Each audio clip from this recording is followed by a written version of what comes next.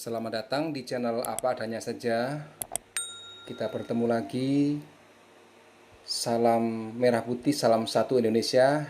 Tema kali ini adalah kami tua dan kami muda, becik ke titik, olo ketoro.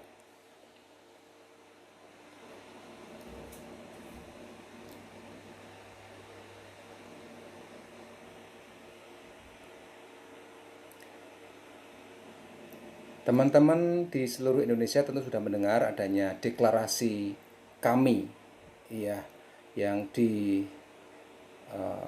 Pandegani atau yang diinisiasi oleh Pak Din Syamsuddin dan kawan-kawan, diantaranya ada Jenderal Gatot Nurmantio, kemudian juga ada Refli Harun. Jadi di sini saya ingin menyampaikan bahwa hal itu adalah hal yang boleh saja dilakukan di negara demokrasi ini. Tetapi kita akan melihat ada 8 tuntutan. Yang pertama, mendesak penyelenggara negara, khususnya pemerintah, DPR, DPRD, DPD maksudnya ya, MPR, untuk menegakkan penyelenggaraan dan pengelolaan negara sesuai dengan atau tidak menyimpang jiwa, semangat, dan pembukaan UUD 45. Ya, dan seterusnya. Apakah saat ini tidak sesuai? Ya, itu menjadi pertanyaan. Kemudian poin yang kedua atau tuntutan yang kedua itu menuntut pemerintah agar bersungguh-sungguh menangani pandemi COVID. Nah, apakah tidak sungguh-sungguh sekarang ini? Yang ketiga, menuntut pemerintah bertanggung jawab mengatasi resesi ekonomi. Nah, hal yang terjadi di Indonesia saat ini berkaitan dengan COVID-19 dan juga dampaknya, situasi kondisi ekonomi yang tidak baik saat ini, itu tidak hanya dialami di Indonesia saja, tapi di seluruh dunia.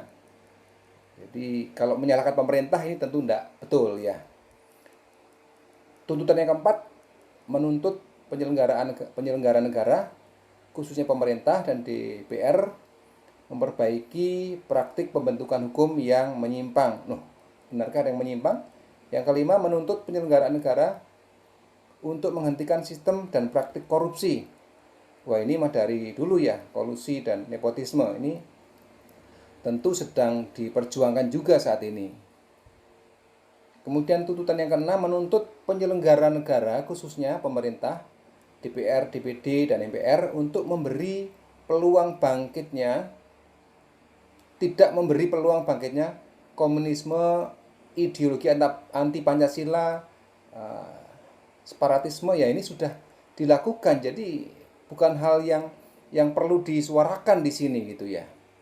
Ada yang mendadak Pancasila, kita tahu sendiri kan, dan siapa yang ada di belakang mereka kita juga tahu. Tapi baiklah, kita akan cermati apa yang akan terjadi kemudian. Tuntutan yang ketujuh, menuntut pemerintah untuk mengusut secara sungguh-sungguh dan tuntas terhadap pihak yang berupaya melalui jalur konstitusi mengubah dasar negara. Rasanya tidak ada ini ya. Yang ke-8, menuntut presiden untuk bertanggung jawab sesuai sumpah dan janjinya. Ya, ini juga hal-hal yang perlu dipertanyakan. Mengapa itu dipertanyakan? Mengapa itu dituntut di dalam poin mereka? Tapi yang menarik, teman-teman di seluruh Indonesia, setelah kami tua, saya sebut kami tua, mendeklarasikan, kemudian juga muncul kami muda oleh para mahasiswa. Memang kalau kita perhatikan ada berbagai elemen mahasiswa ya, berbagai jaket alma mater. Namun demikian cukup banyak jurnalis yang tidak fair ya. Ini mahasiswa dari mana gitu ya. Jadi ternyata di Indonesia banyak jurnalis yang tidak fair, yang memihak, cenderung memihak begitu. Termasuk yang terkenal ya, dari media terkenal. Nah, ini kami muda juga mendeklarasikan dengan 5 tuntutannya.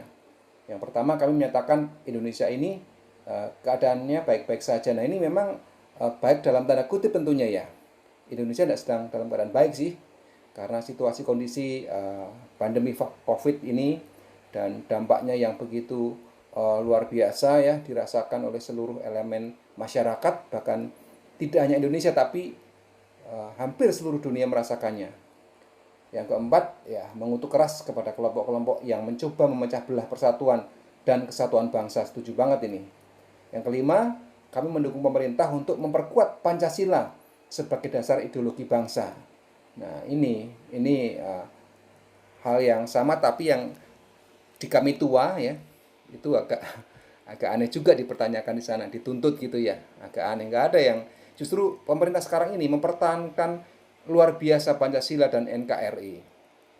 Terima kasih sudah berkunjung di channel kami. Silakan like, tinggalkan komen, subscribe, dan bagikan. Direkomendasikan untuk teman-teman bisa mengunjungi channel Kabar-Kabar Baik, Opo Ananewai, kemudian juga ada Properti Pro, Yohanes Sudarman Official, ini YouTube juga, dan juga ada IG-nya Yohanes Sudarman Official. Salam merah putih, salam satu Indonesia, merdeka, dan God bless you.